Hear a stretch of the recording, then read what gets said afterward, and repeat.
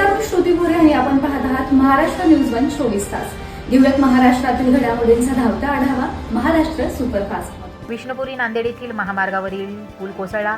यामध्ये नांदेड तालुका महामार्गावर असणारा विष्णुपुरी येथील SGGS कॉलेज समोरील महामार्गाच्या पुलाचा भाग कोसळला.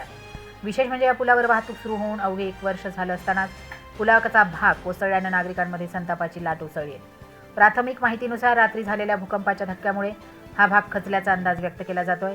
मात्र परिसरात मुसळधार पाऊस किंवा पूरस्थिती नसतानाही नव्या पुलाचा भाग कोसळल्याने बांधकामाच्या दर्जाबाबत गंभीर प्रश्न उपस्थित होत आहेत.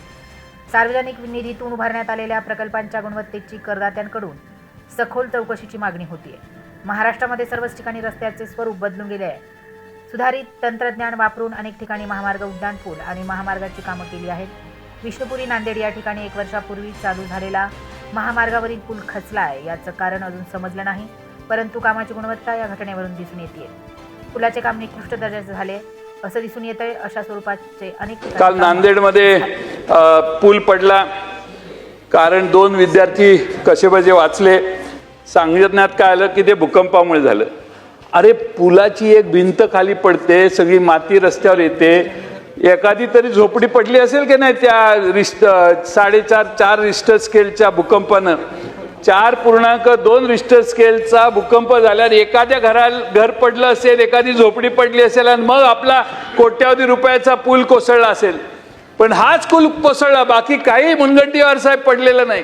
हा पूल का कोसळला याची चौकशी केली पाहिजे. आम्ही तुम्हाला बदनाम नाही करत, तुम्ही स्वतःवर घेऊ नका. कॉन्ट्रॅक्टर चुकीचे आहेत, त्यांच्या मागे लागा. तुमचा काय सोकावता कामा नये. असा कोण कॉन्ट्रॅक्टर आहे की त्यानं पडल्या 2 महिन्यात पुलाची भिंत पडते? अध्यक्ष महोदय, हे गंभीर आहे. तुम्ही साहेब, माझी तुम्हाला विनंती आहे, तुमच्यावर माझा पूर्ण विश्वास आहे, तुम्ही याच्यात लक्ष घाला. तो कोण कॉन्ट्रॅक्टर त्याला बोलवा, मुख्यमंत्री महोदयांना किंवा ते बांधकाम मंत्री कोण आहेत त्यांना बोलवा. पण ह्याचा शहानिशा झाला पाहिजे. एक झोपडी त्या जिल्ह्यात पडली नाही. भूकंप लय लांब झालेला, पण एक झोपडी नाही पडली, पण याचा पूल पडला.